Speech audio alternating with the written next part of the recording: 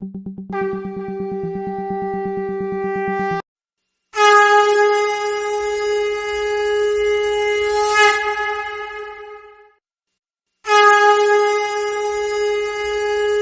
प्रेम श्री ठाकुर परम आराध्या जगत जननी श्री वर्मा परम पूज्यपाद श्री वर्मा परम पूजनीय वर्तमान आचार्य श्री दादा के श्री चरणों में मेरा कोटि कोटि प्रणाम। यहाँ उपस्थित अधर्यु दादा और चालक दादा और सभी गुरु भक्तों माताओं बहनों को मेरा हार्दिक जय गुरु। आज का सत्संग मेरी तरफ से और करवी जी की तरफ से हो रहा है। हम ठाकुर जी से इन दोनों परिवार के मंगल की कामना करते हैं। आज एक विशेष दिवस है, मातृ दिवस। मातृ दिवस पे आप लोगों को जो है मेरा सादर नमन प्रणाम। वैसे तो मातृ दिवस रोज ही होना चाहिए, क्योंकि हमारे धर्म में माता का नाम पहले आया हुआ है। आप देखिए शास्त्रों में भी वर्णित है, पहले सीता फिर राम, पहले राधा फिर कृष्ण, पहले पार्वती फिर शंकर। तो माताओं का नाम तो पहले से वर्णित है। आज हमारे देश में जो बात उठती है कि 33% नारी को आरक्षण दिया जाए, ये अगर मैं कहता तो मैं कहता कि नारी को नहीं, नारी को 67% आरक्षण दिया जाए और 33% पुरुष को दिया जाए। क्योंकि जब शास्त्रों में नारी का उत्थान है, 1 नंबर पे है, तो आप हमारे देश में 33 को करते हैं भाई। आज जहां पुरुष है वहां यदि नारी रहती तो देश का भविष्य ही कुछ और होता, क्योंकि नारी पालना जानती है। तो नारी के अंदर कुछ तो मर्म हृदय रहता है। खैर, हम लोग भाषण की कला में नहीं जाएंगे, हम लोग तो ठाकुर जी की बात करने आए हैं। तो अभी हमारे अधर्यु दादा ने एक गाना गाया कि जैसे फूल में खुशबू रहती है, वैसे ही ठाकुर जी आप हो जो उनको दिखाई नहीं देते, हमारे बीच में रहो। जैसे सीप में मोती रहता है, जैसे दूध में पानी रहता है। ये बात ठाकुर जी के पास एक कवि आए, कवि जी ने एक ठाकुर जी को गाना सुनाया कि जैसे गंध वायु बिना और वायु गंध बिना और पुष्प वायु बिना, भ्रमर पुष्प बिना और संगीत राग भ्रमर बिना और भाव राग बिना और राग प्रेम बिना, ये परिपूरक है। प्रेम बिना और प्रेम मनुष्य बिना और मनुष्य हरिनाम बिना नहीं रह सकता है ना।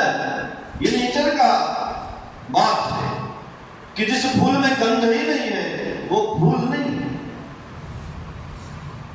और जो भौरा उसमें बैठता है वो भी संगीत सुनाता है, उसके अंदर राग होता है, वो भ्रमर है। उसके अंदर भाव बिना, और भाव उसके अंदर है प्रेम का, प्रेम बिना और प्रेम मनुष्य के बिना और मनुष्य हरिनाम बिना नहीं कर सकता है। एक दूसरे से कड़ी हमारी जुड़ी हुई है। देखिए, मैं एक छोटी सी कहानी आपको सुनाता हूं कि जब भगवान किसी को देते हैं ना, तो उसका कैसे कल्याण हो जाता है। और वो भगवान को छोड़ करके, अपने गुरु को छोड़ करके और दुनिया में बहुत हाथ पैर मारता है, ये इकट्ठा करने वो इकट्ठा कर, वो बहुत असफल रहता है। लेकिन सफल कैसे हो जाता है? एक भिक्षुक था, और वो भिक्षुक जो है रोज सवेरे भिक्षा मांगता था। तो एक दिन वो भिक्षा मांगने के लिए निकला, और भिक्षा मांगने के लिए निकला तो सामने से किंवदंती है जो मैंने पढ़ी है, जो सुनी है, बता रहा हूं। सुदास नाम था उसका। तो आया बाहर, सुबह सुबह तो देखा भगवान कृष्ण और अर्जुन टहल रहे थे। देखा तो बड़ा खुश हुआ। अब इससे बढ़िया क्या है, भगवान ही है और राजा भी है, दोनों के सामने आज मांग लेते हैं, आज मेरा कष्ट दूर ही हो जाएगा। गया और बोलता है कि हम सवेरे सवेरे आप लोगों के दर्शन हो गए, हमको कुछ मिल जाता तो मेरा कल्याण हो जाता। अर्जुन भगवान कृष्ण के साथ, भगवान देखिए कुछ नहीं बोल रहे हैं, उनके भक्त जो हैं वो बोले अच्छा अभी हम तुमको दे देते हैं। निकाले थैला, उसमें सोने की असरफियां थी, उन्होंने दिया, बोला ये पूरी थैली ले जाओ, तुम्हारा एक पीढ़ी नहीं 7 पीढ़ियां कर जाएंगी, कभी जीवन में भिक्षा मांगना नहीं पड़ेगा। लेकिन देखिए भाग्य में आपका, कहते हैं ना कि भाग्य भी होता है कुछ, भाग्य कैसे उसके रहेगा तभी उसको मिलेगा। उसको तो राजा ने पैसे दे दिया, वो बड़ा खुश हुआ, बोलो चलो बहुत बढ़िया हुआ, वाला सरफी मिल गई। अब वो ले करके खुशी खुशी अपना जो है घर जाने लगा। घर जाने लगा, भैया जंगल तो था ही उस समय, रास्ते में डाकू मिल गए, बस बहुत खुश था, बोले अल्लाह इधर झोली, देखे सब सरफी डाकू ले ली बात। अब वो बेचारा फिर बोला अरे हम भिखमंगा है, ऐसे भिखमंगे रहेंगे, मेरे किस्मत में लिखा ही नहीं है, फिर कल कटोरा उठाएंगे। गया घर, अपनी पत्नी से बात बताया, बोला हाँ तुम भिखमंगे रहोगे। सुबह फिर उठा, फिर कटोरा लेके जाता है, और जब वो जाता है तो देखता है उस दिन भी भगवान कृष्ण और अर्जुन टहल रहे हैं। बोला अच्छा चलो कम से कम आज फिर मांगते हैं। फिर आगे आता है तो अर्जुन कहते हैं अरे ये तुम कटोरा, तुमको तो कल इतनी असरफी दिए थे, बोले थे 7 पीढ़ी कर जाएगी, तो फिर आज कटोरा लेके आ गए। बोला महाराज वो रास्ते में ना डाकू मिल गए और छीन लिए, तो आज कुछ और दे दीजिए। बोले अच्छा चलो डाकू लेके क्या, हम तुमको एक ऐसी चीज दे दे रहे हैं कि ये ले जाओ और जो मांगोगे वही मिलेगा। इसको ले जाना घर और अपना सलाह कर लेना घर में, जो मांगोगे ना वो ये दे देगा। बोला अरे भाई इससे बढ़िया क्या, तो चीज मिल गया, उसको लेके बहुत खुश। गया घर में जाता है, देखा कि घर में उसकी पत्नी नहीं थी, तो घर क्या झोपड़ी, झोपड़ी में क्या मटका चटाई एक सही है बिछा। तो बोला कि रखे कहाँ इसको यार, पत्नी तो है नहीं, अब चलो इसको रखते हैं, पहले सोते हैं। तो उसने उस मटके में उसको रख दिया कि चलो आएगी तो निकालेंगे, तब दोनों लोग मिलके जो मांगना होगा मांगेंगे। उसने मटके में रख दिया उस चीज को, और फिर उसकी पत्नी आई तो बड़ा खुश हुआ, बोला कि आज ना भगवान और अर्जुन टहल रहे थे, उन्होंने एक ऐसी चीज दी है, बोले हैं कि इसे जो मांगोगे वही मिलेगा। बोली लाओ कहाँ है? बोला उसी मटके में रखे, जरा जाओ निकाल के लाओ।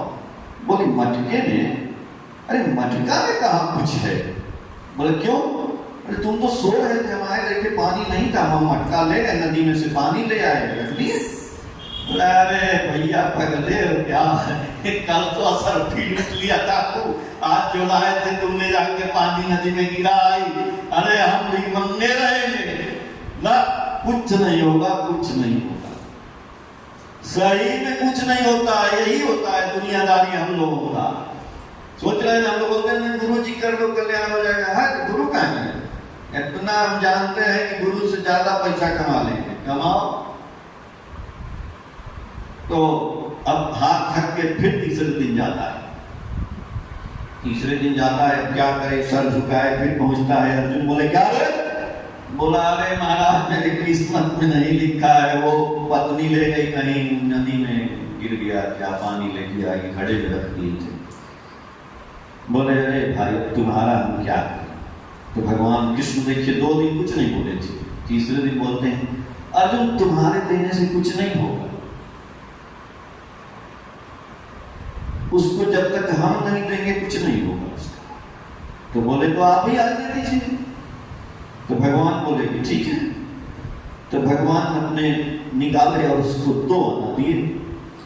तो अर्जुन मुस्कुराए, बोले वाह हम इतना सरफी दिए और ऐसी चीज दिए कि सब कुछ उसको जो है मिल जाए, और आप 2 आना दिए हैं, उसकी गरीबी दूर हो जाएगी, आप भी गजब है भगवान। तो बोले अब भगवान की बात है तो 2 आना दिए हैं तो उसको ले तो जाने दो।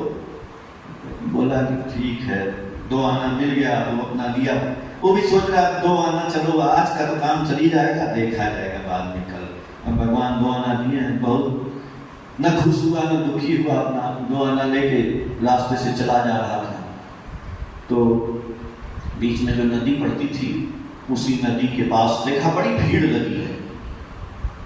वो भी गया तो देखा कि जो मल्लाह थे वो सब जो है मछली पकड़े थे जाल में, और बहुत बड़ी मछली थी और पूरा छटपटा रही थी मछली। तो बोला कि भाई दया आ गई उसको, बोला कि अरे ये मछली को कहाँ ले जाओ? बोला बाजार में ले जाए, बहुत बड़ी मछली है, बेचा जाएगा, बड़ा पैसा मिलेगा। बोला भैया काहे काटोगे मछली को, दया करो यार, इसको छोड़ दो। बोला बहुत दया आ रही है, तुम ही खरीद लो। तो बोला कि तो दे दो, 2 आना है मेरे पास। तो बोले सर कि हाँ तो 2 ही आना तो चाहिए हम लोग, तो लाओ 2 आना। तो 2 आना कहा कि ऐसे भी 2 आना है, 2 आना दे दिया।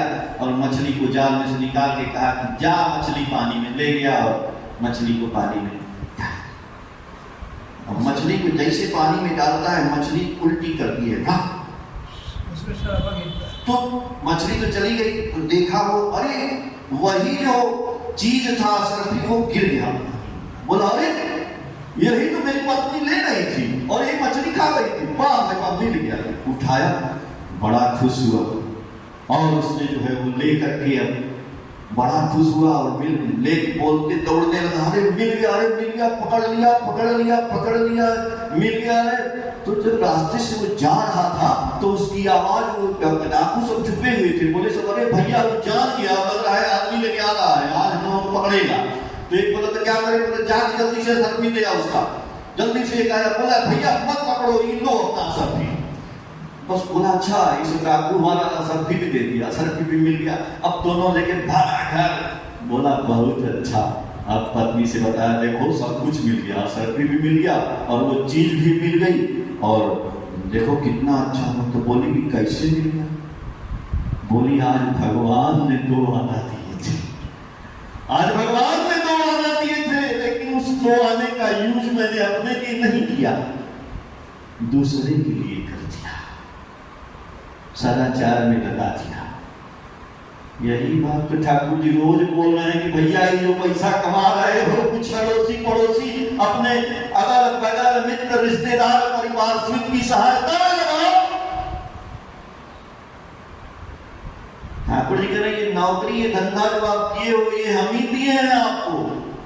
आप सोचते नहीं हम पाए हैं, बिल्कुल नहीं पाए हैं। जिस दिन हम और आप उस पैसे को, स्टोरिटी तो इसलिए करते हैं कि हम लोग कंजूस हैं, कुछ करते नहीं हैं, तो ठाकुर जी जबरदस्ती लेकर के गरीबों में बांटते हैं हमारा कल्याण के लिए। वही 1-1 रुपया उतना बड़ा भंडारा चल रहा है, गौशाला चल रहा है, भूकंप आता है, चारों तरफ आप ही का 1-1 रुपया दान दक्षिणा दिया जाता है कि आपका जबरदस्ती कल्याण हो। लेकिन जब आप और हम अपने से जब करने लगेंगे तो क्या होगा सोचिए, वो भी होने लगेगा। तो एक सज्जन ठाकुर जी के पास आते हैं, बोलते हैं कि ठाकुर मेरा सब कुछ रुपया पैसा सब बर्बाद हो गया, क्या करें? ठाकुर जी बोले तो क्या है दुखी हो? तो बोले अब कुछ है ये नहीं है। बोले तो सब कुछ तो है तुम्हारे पास। बोला हमारे पास कुछ नहीं है ठाकुर। क्यों नहीं है? तुम्हारे पास नारायण है, नारायण की पूजा करते हैं ना हम लोग, कोई गृह प्रवेश होता है तो सत्यनारायण की पूजा करते हैं, तो नारायण है तुम्हारे पास। नारायण का मतलब समझते हो? नर प्लस आयन। नर माने मनुष्य, आयन माने पथ दिखाने वाले, मनुष्य को रास्ता बताने वाले। वैसे नारायण तुम्हारे पास हैं। अरे ये तो कहो कि तुम्हारा धन खाली खराब हुआ है, तुम्हारी योग्यता तुम्हारे अंदर है, और नारायण के पास आओगे तो तुम्हारी योग्यता को वो प्रयोग करेंगे, योग्यता बढ़ा देंगे, और उस योग्यता से तुम धन फिर अर्जित कर लोगे। तो ये नारायण जिनको हम लोग पकड़ते हैं ना, ये कुछ करते नहीं है। हमारे अंदर जो योग्यता छुप गई है, दब गई है, उस योग्यता को निकालते हैं और उस योग्यता को निकाल करके हमको जो है वैभवशाली बना लेते हैं। तुम एक अनल कण हो, केवल अनुकूल हवा, लेकिन पाकर उड़ जा सकते, छप्पर तक अंबर तक आग लगा सकते। रामधारी सिंह दिनकर बोले हैं कि भाई आपके अंदर वो आग है, आग की चिंगारी है, माचिस में आग बंद रहती है, लेकिन जब आप आग लगा देते हो तो कितनी बड़ी आग लग जाती है। वैसे ही आपके अंदर वो जो योग्यता है आपकी, उस योग्यता को ठाकुर जी निकाल के रख देते हैं। एक बार उनके पास एक भक्त आए, रेवती मोहन चक्रवर्ती आए ठाकुर जी के पास। बोले ठाकुर मैं कुछ व्यापार करता था, सब कुछ बर्बाद हो गया, कुछ नहीं है मेरे पास, आपके शरण में आए, क्या करें, आप नारायण हैं। ठाकुर जी बोले कि बिजनेस करो। तो बोले क्या चीज का बिजनेस करें मालिक? बोले तुम पान का बिजनेस करो।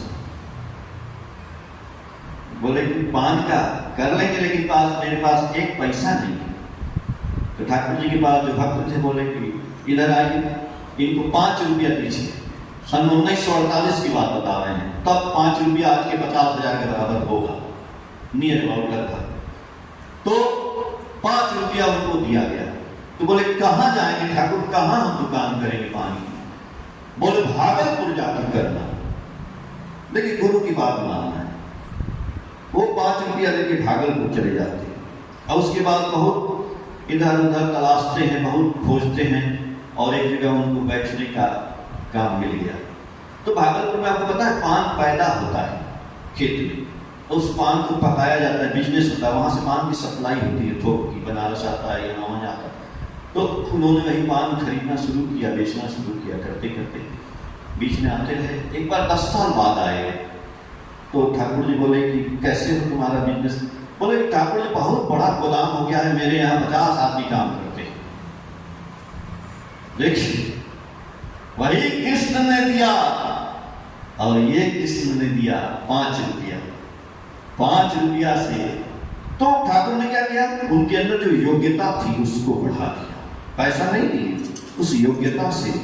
तो आपका पैसा बर्बाद हो जाता है, आप दुख मत करिए, भगवान के गोद में आप बैठे भाई, भगवान के चरण में, भगवान के शरण में, फिर क्या चिंता। एक और आदमी आए रामदास नाम के, ठाकुर जी के पास। बोले ठाकुर मेरे पास कुछ नहीं है, क्या करें? ठाकुर जी बोले कि तुम हमको न अपने खेत में पैदा करके कोहड़ा खिलाना। गुरु से कोई सवाल नहीं, वो भी भक्त थे अच्छे, चले गए और अच्छा बीज लिए, खेत में डाले और कोहड़ा पैदा हुआ, खूब कोहड़ा हुआ। लाए ठाकुर जी के पास। ठाकुर जी बोले कि बहुत अच्छा है, अब इस कोहड़ा को बाजार में बेच करके पैसा कमाइए। और बाजार में वो कोहड़ा के व्यापारी बन गए, बहुत पैसा कमाए। ये होते हैं गुरु जी। तो आज मातृ दिवस पे हम लोगों ने ठाकुर जी की जो थोड़ी बहुत बातें की, तो हम लोग जो है थोड़ी मातृ दिवस के बारे में भी चर्चा कर लेते हैं। मैं आज नारी नीति ठाकुर जी ने लिखा है, तो उसमें एक चैप्टर है शिल्प व्रत। शिल्प व्रत पढ़ी होंगी आप लोग। शिल्प व्रत का मतलब मैं सोच रहा था कि इसका मतलब क्या है। ठाकुर जी ने बोला है कि शिल्प व्रत नारियों का एक ऐसा व्रत है कि उनके अंदर जो क्वालिटी है, जो हम लोग है ना, जो आप घर में जो बुनना सिलना ये सब करती हैं, इसी को ठाकुर जी कह रहे हैं कुटीर उद्योग, हस्तकला, यही शिल्प व्रत है। तो ये हर नारी को ये शिल्प व्रत का पालन करना चाहिए। ठाकुर जी बोल रहे हैं कि ये आपके अंदर जो कला है, उस कला से अपने घर में उसको बनाइए जो आपको बनाने आता है। और पहले के जमाने में भी औरतें और कर रही है कि वो बना करके आप स्वयं पैसा अर्जित करिए और रखिए, ताकि आपके जीवन में कभी वो पैसा काम आ सकता है, आप किसी को ले सकती हैं। आज तो औरतें शिल्प व्रत का बिजनेस कर रही हैं एक से एक, और आप भी कर सकती हैं। आपके अंदर कोई भी कला है, आप कढ़ाई का है, रुमाल काटती हैं, ये करती हैं, तो डलिया बनाती हैं, और आज इंटरनेट पे व्यापार है पूरा का पूरा। यदि आप करती हैं तो आप इंटरनेट से जुड़ जाएंगे, आपके घर से अमेज़न वाला मंगा लेगा और घर में पैसा आने लगेगा। आप जो है 100 आदमी 10 आदमी को रख के औरतों से आप बनवा सकती हैं। ऐसा ऐसा मैंने देखा है नेट पे कि राजस्थान की महिलाएं जो ये कथरी बुनती थी, आज उनका करोड़ों करोड़ों का व्यापार हो गया है। तो ठाकुर जी इसी शिल्प व्रत की बात की है उसमें कि नारियों को जो शिल्प व्रत में एक व्रत और है शिल्प व्रत, ताकि आप अपने काम काज को और भी अच्छी तरह से कर सकें। तो ठाकुर जी ने केवल ये जो श्रद्धा की बात मैंने कल की थी कि ठाकुर जी से श्रद्धा करने का मतलब केवल ये नहीं है कि ठाकुर जी को मैंने बार बार प्रणाम किया, ठाकुर जी के पास हाथ जोड़ के बैठे रहे, उनका चरण धो के जल पिया, ऐसे प्रणाम किया, सो के प्रणाम किया, उठ के प्रणाम किया, ठाकुर जी बोले ये श्रद्धा नहीं है। श्रद्धा का मतलब होता है कि ठाकुर जी के संस्कार का अनुसरण करना और उस संस्कार को अनुसरण करके उसको अपने जीवन में उपयोग करना, ये है ठाकुर जी की श्रद्धा। ठाकुर जी आपका मंगल करें।